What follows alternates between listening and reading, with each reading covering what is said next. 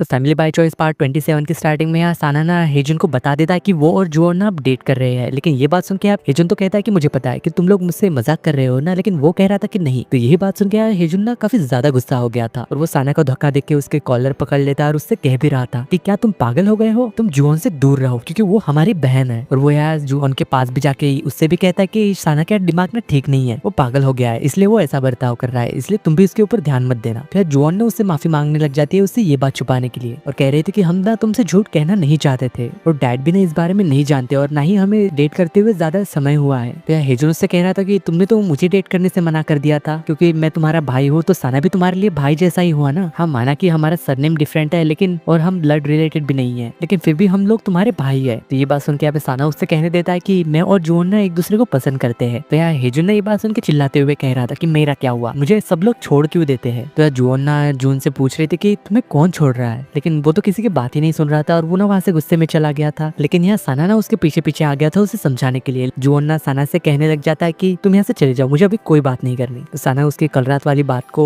कहते हुए उससे कह रहा था कि तुमने कल ही तो मुझसे ओपन अप होने के लिए कहा था और क्या तुम्हें नहीं लगता कि तुम ऐसे गुस्सा हो जाओगे तो जोन को कैसा लगेगा। हेजुन उससे कह रहा था कि अच्छा तो तुम तुम्हारी गर्लफ्रेंड के लिए यहाँ आए हो। तो साना उससे ये बात पूछ लेता है कि तुमने कहा था कि तुम्हें सब लोग छोड़ देते हैं, इसका क्या मतलब है। तो हेजुन उससे कह रहा था कि तुम अंकल ओप के बेटे हो और जोन पापा जंग की बेटी है, अगर तुम दोनों ने फिर शादी कर ली तो तुम दोनों ना फैमिली बन जाओगे, लेकिन मैं ना तुम लोग के लिए कुछ भी नहीं हूँ। पहले तो मेरे डैड ने मुझे मेरे पैदा होने से पहले ही छोड़ दिया, लेकिन बाद में ना मेरी मॉम ने भी मुझे छोड़ दिया, लेकिन उसके बाद फिर से मेरे बायोलॉजिकल डैड ने मुझे अपने साथ लेके गया, लेकिन बाद में ना उन्होंने भी छोड़ दिया। तो साना भी उससे ये बात सुन के कहता है कि अच्छा तो तुम्हें हम लोगों के ऊपर ट्रस्ट नहीं है ना, तो ठीक है तुम जाओ। और यहाँ साना भी ना काफी ज्यादा सैड लग रहा था और वही दूसरी तरफ आप जुओन ने ना दाल को भी ये सारी बातें बता दी थी। तो इस वजह से आप रात में ना साना और जुओन दोनों ही काफी ज्यादा परेशान लग रहे थे। तो वही जब नेक्स्ट मॉर्निंग दिखाया जाता है यहाँ हेजुन ना जॉगिंग करने आया था, लेकिन यहाँ साथ ही में ना दाल भी उसके पीछे आई थी उसका ध्यान रखने के लिए, लेकिन तभी यहाँ दाल से ना एक साइकिल टकरा जाती है जिस वजह से कि उसके पैर में ना चोट लग गई थी और यहाँ हेजुन जाके ना उसकी मदद कर देता है और बाद में ना वो हॉस्पिटल भी लेके चला गया था साना के पास उसे। और फिर वही कुछ देर बाद ना यहाँ जोन भी आ गई थी। तो उसे देख के यहाँ पे हेजुन उससे कह देता है कि मुझे पता है दाल को तुमने ही मेरे पीछे भेजा था ना मेरी जासूसी करने के लिए, लेकिन जोन कह रहे थे कि नहीं मैंने ऐसा नहीं किया। तभी यहाँ पे उसे एक बात याद आती है कि जब उसे पता चला था कि जून ना जॉगिंग करने के लिए गया है तो वो ना दाल से कह रही थी कि मुझे ना उसके पीछे जाना चाहिए, लेकिन फिर तभी ना उसे स्टोर से कॉल आ जाता है उसके काम को लेके। तो यही बात याद करते हुए ना वो यहाँ पे दाल को देख रही थी, यानी कि दाल ना अपनी मर्जी से उसके पीछे गई थी। और वही यहाँ पे साना भी ना दाल से कह रहा था कि तुम्हारे पैर में ना चोट लगी है इसलिए तुम्हें ना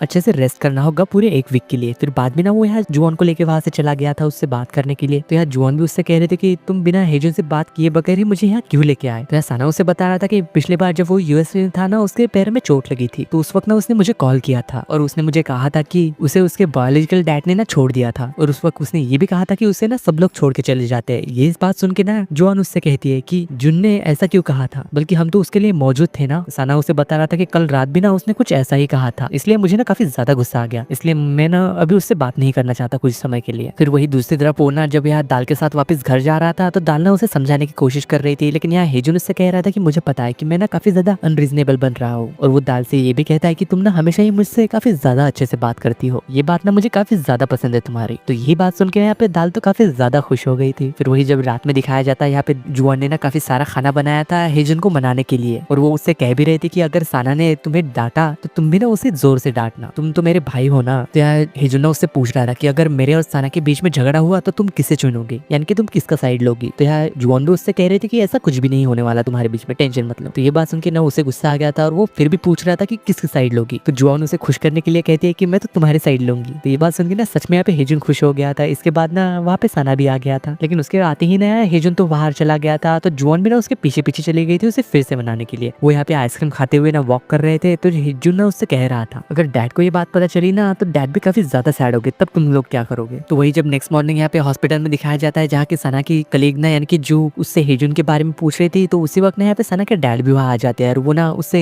साथ में खाना खाने के लिए पूछने आए थे। तो यहाँ वो जब उसके कलीग को देखते हैं तो उससे पूछ रहे थे कि ये लड़की कौन है। तो सना तो उससे कह रहा था कि ये मेरी कलीग है और साथ में स्कूल फ्रेंड भी। तो उसके डैड तो कह रहे थे कि क्या तुम भी हमारे साथ खाना खाने के लिए चलोगी, लेकिन यहाँ सना कह रहा था कि नहीं, उसे ना हमारे साथ काफी ज्यादा अनकंफर्टेबल होगा। तो ये बात सुन के जब वहां से जा रही थी, लेकिन अचानक ही ना वो वापस आके कहती है कि हाँ ठीक है मैं आपके साथ खाना खाने के लिए चलूंगी, क्योंकि उसने सुन लिया था कि उसके डैड ना हेजुन के बारे में बात कर रहे थे। और वही दूसरी तरफ यहाँ पे जुआन के स्टोर में जुनहू आया था और वो उससे कह रहा था कि तुम्हें ना अपने राइवल वाले स्टोर में एक बार जाके देखना चाहिए कि उनका खाना कैसा है, ताकि हम लोग ना और भी ज्यादा इंप्रूव कर पाए। लेकिन जुआन तो उसे मना कर देती लेते हैं कि नहीं मैं वहाँ नहीं जाने वाली। तो ये बात सुन के वो तो कह रहा था कि अरे आज का मार्केटिंग प्लान तो यही है ना, लेकिन तभी यहाँ पे सना के डैड के कलीग ना वहाँ आ जाते हैं जो कि अपनी वाइफ के लिए केक लेने आए थे। और वो यहाँ ना जॉन को जुनहो से बात करते हुए देख लेते हैं। और वही दूसरी तरफ ये तीनों ना साथ में एक जगह लंच करने आए थे। तो यहाँ उसके डैड तो सना से पूछ रहे थे कि वो कब आएगा, लेकिन यहाँ सना कह देता है कि असल में हेजुन नहीं आने वाला। तो ये बात सुन के जू पूछ लेती है कि वो क्यों नहीं आने वाला, क्या तुमने बताया नहीं कि तुम तुम्हारे डैड के साथ हो। लेकिन सना उससे